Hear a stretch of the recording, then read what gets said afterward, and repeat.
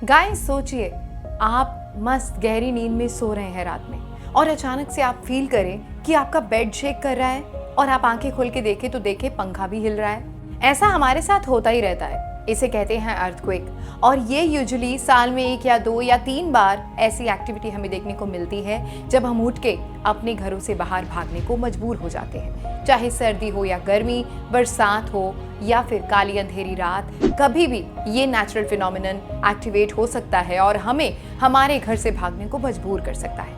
लेकिन अक्सर ये दिमाग में आता है कि कौन है जो धरती को इस तरह से शेक करता है, क्योंकि कहानियां कई सारी इस तथ्य के साथ जुड़ी हुई है। कोई कहता है कि धरती के नीचे 2 बैल हैं जिनके सींगों पर धरती टिकी हुई है, कोई कुछ और बोलता है, तो कई साइंटिफिक रीजंस भी दिए जाते हैं। लेकिन असल सच्चाई क्या है और कहाँ भागना चाहिए, क्या नेचुरल फिनोमिनन होता है तब हमें कौन से सेफ एरिया में छुपना चाहिए, इस बारे में बहुत ज़्यादा एजुकेशन भी नहीं दी गई है और बहुत ज़्यादा मिथ्स भी पाए जाते हैं। फिलहाल आज के वीडियो में इसी नेचुरल फिनोमिनन के बारे में बात करेंगे कि अक्सर जो अर्थक्वेक्स होते हैं ये क्यों होते हैं और इंडिया में भी बहुत बड़े स्केल के अर्थक्वेक्स हुए हैं, जबकि जापान ऐसी कंट्री है जहां हर साल ऐसे अर्थक्वेक आते हैं जिससे बहुत ही ज़्यादा नुकसान होता है और ऐसे वीडियोस आपको इंटरनेट पर हज़ारों की संख्या में देखने को मिल जाएगी। लेकिन ऐसी कौन सी चीज़ है जो हमें जापान जैसी कंट्री या फिर बाकी ऐसे फिनोमिनन से हिट होने वाली कंट्री से सीखने की ज़रूरत है,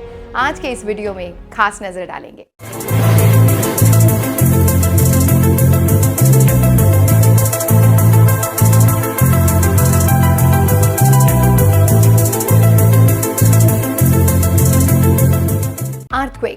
अर्थक्वेक ही अकेला सुनामी, फ्लड्स, एवलांचेस, लैंडस्लाइड्स जैसे नेचुरल डिजास्टर्स के लिए रिस्पॉन्सिबल है। वैसे तो अर्थक्वेक एक नेचुरल डिजास्टर है, लेकिन अगर कुछ जापानीज लेजेंड्स की मानी जाए तो अर्थक्वेक एक नमाजू नाम की कैटफिश के मूवमेंट से होते हैं। हमारी अर्थ 7 तरह की टेक्टोनिक प्लेट से मिलकर बनी हुई है, जो कि लगातार मोल्टन लावा पर कांस्टेंट मोशन में रहती है।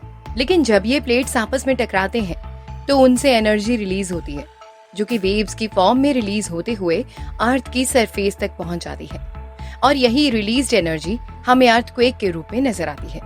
लेकिन यहाँ पर ध्यान देने वाली बात यह है कि टेक्टोनिक प्लेट्स बहुत धीरे धीरे मूवमेंट करती हैं, जिसका मतलब ये है कि एक मेजर अर्थक्वेक कई सालों से जमा हो रही एनर्जी का रिजल्ट होता है। वैसे तो अक्रॉस द वर्ल्ड कई अर्थक्वेक्स आते रहते हैं जो कि रिकॉग्नाइजेबल भी नहीं होते। ओनली 5 या उससे ज्यादा मैग्नीट्यूड के अर्थक्वेक्स ही ज्यादा सीवियर होते हैं। अर्थक्वेक के मैग्नीट्यूड को नापने के लिए सिस्मोमीटर्स नाम के डिवाइसेस का यूज किया जाता है, जो कि अर्थक्वेक के आने पर उसकी वाइब्रेशंस को इलेक्ट्रिक सिग्नल्स में चेंज कर देता है और इन इलेक्ट्रिक सिग्नल्स को किसी सिस्मोग्राफ या फिर कंप्यूटर स्क्रीन पर शो किया जाता है। आज तक का सबसे ज्यादा तबाही वाला अर्थक्वेक 9.5 मैग्नीट्यूड का था, जो कि 1960 में चिली में रिकॉर्ड किया गया था।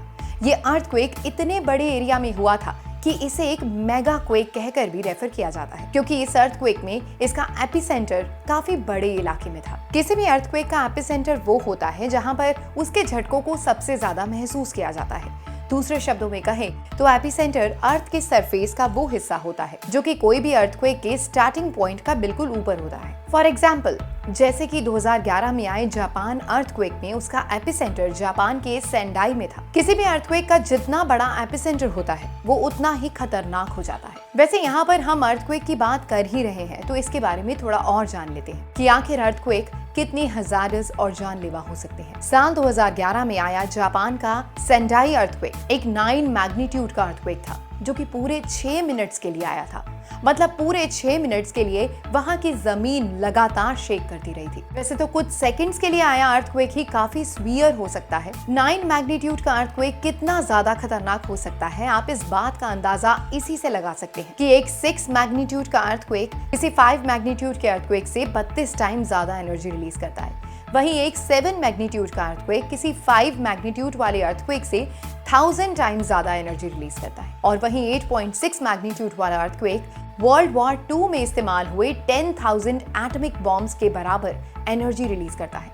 वहीं 11 मार्च 2011 में आए इस सेंडाई अर्थक्वेक का मैग्नीट्यूड 9 से भी ज्यादा था। साथ ही में इस अर्थक्वेक ने ट्रिगर किया एक सुनामी को, क्योंकि जापान के सेंडाई सिटी में कई रिवर्स और बीचेस हैं, जिससे कि कुछ ही मिनट्स में सी वाटर ने पूरे शहर में एंटर कर लिया। और ये अर्थक्वेक पहले तो एक सुनामी लेकर आया और सुनामी एक फ्लड को लेकर आई, जिससे कि पूरा शहर पानी और गिरी हुई बिल्डिंग के मलबे से बर्बाद हो गया था।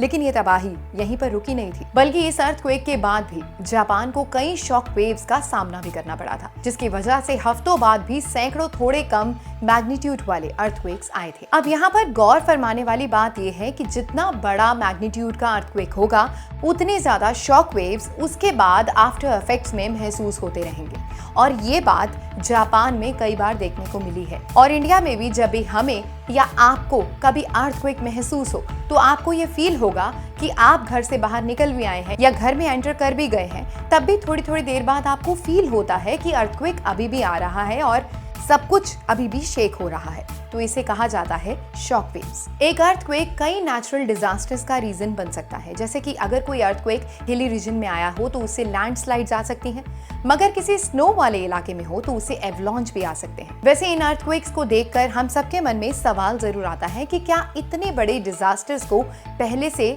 डिटेक्ट नहीं किया जा सकता या इन्हें टाला नहीं जा सकता, जिससे कि लोग अर्थक्वेक के आने से पहले ही तैयार रहें और कम से कम अपनी जान का बचाव कर सकें?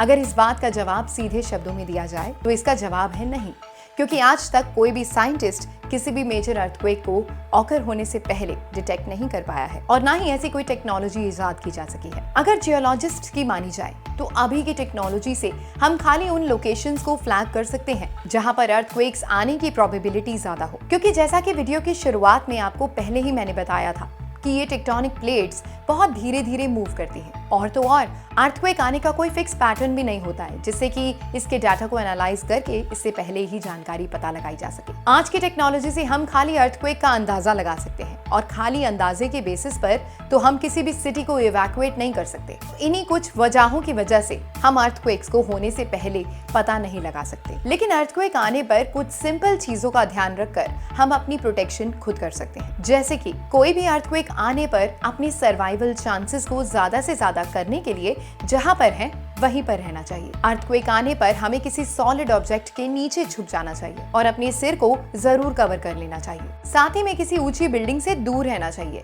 ऐसे ही कुछ बेसिक प्रिकॉशंस के साथ हम किसी मेजर अर्थक्वेक के टाइम पर भी अपने सर्वाइवल चांसेस बढ़ा सकते हैं। लेकिन जहां पर 90% अर्थक्वेक्स नेचुरल रीजंस यानी कि टेक्टोनिक प्लेट्स की वजह से होते हैं, वहीं पर 10% अर्थक्वेक्स मैन मेड भी होते हैं। मिसाल के तौर पर अकेले माइनिंग और क्रूड ऑयल निकालने की प्रोसेस की वजह से भी कई मैन मेड अर्थक्वेक्स ट्रिगर होते हैं। खासकर माइनिंग के वक्त तो अर्थक्वेक का खतरा सबसे ज्यादा रहता है।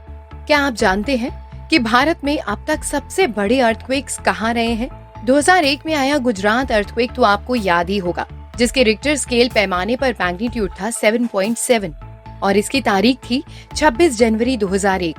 सुबह के 8:40 पर ये अर्थक्वेक एकदम से गुजरात के कच्छ इलाके में हिट हुआ और तकरीबन 2 मिनट तक ये लगातार धरती को हिलाता रहा।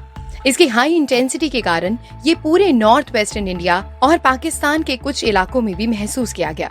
इस अर्थक्वेक के दौरान 20,000 लोगों ने अपनी जानें गंवाई और इस दौरान गुजरात का भुज लगभग तबाह हो चुका था। इससे भी पहले 1934 में बिहार नेपाल के बॉर्डर पर आया अर्थक्वेक सबसे बड़ा अर्थक्वेक रहा। इसने बिहार को हिट किया 15 जनवरी 1934 को, जिसके रिक्टर पैमाने पर तीव्रता थी 8.1। इसमें तकरीबन 30,000 लोगों ने अपनी जानें गंवाई। इसका एपिसेंटर ईस्टर्न नेपाल के बिल्कुल नीचे था और इसकी इंटेंसिटी इतनी ज्यादा थी कि ये तकरीबन 600 किलोमीटर दूर कोलकाता तक महसूस किया गया।